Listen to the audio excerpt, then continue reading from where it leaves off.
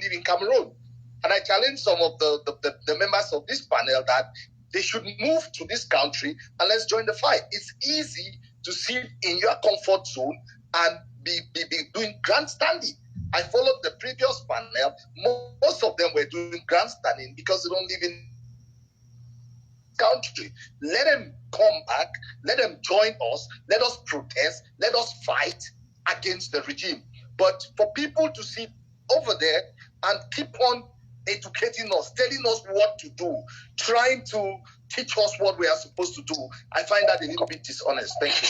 Thank you so much, Barrister. I like the way you have articulated this in just under a minute. And I saw Madam Walla seeming to go in your direction. So I want to just go straight to her. What's your feel on that? It seems like you are in agreement with Barrister Nkongho. Am I correct? It is a fundamental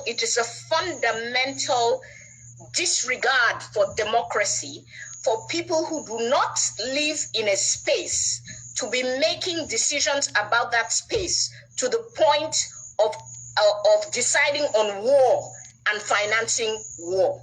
It is a fundamental disregard for who we are as Cameroonians. You talk about slaves. Who is treating us as slaves? We live in Cameroon. Nobody in Cameroon has ever voted for a government. I saw in the last panel so many governments. I don't know who voted for those governments. Nobody in Cameroon has ever sat down and voted for war.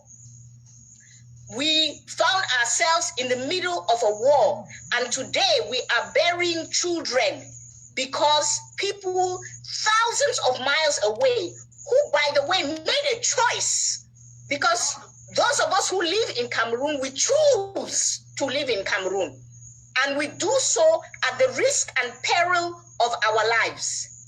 And for people thousands of miles away to make decisions on our heads, to me, I don't know what the nation is that they are building, but you cannot call that nation a democracy. They cannot be building democracy.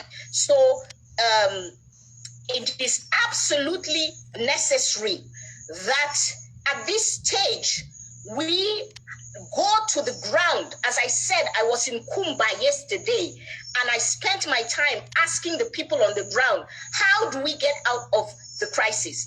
And the answer throughout was dialogue. And they said, we want to have military on the table. We want to have separatist fighters on the table. We want to sit as people who have been victims of both of those parties. And we want to be able to tell them what it is that we want. So I think that it is the people who are living in the Northwest and Southwest regions who have the right. And it is also because when we talk about Anglophones, Anglophones are not just living in Northwest and Southwest regions. We are also living in the 8 other regions of Cameroon. And it is those of us who are here on the ground who have to be priority number one. Okay.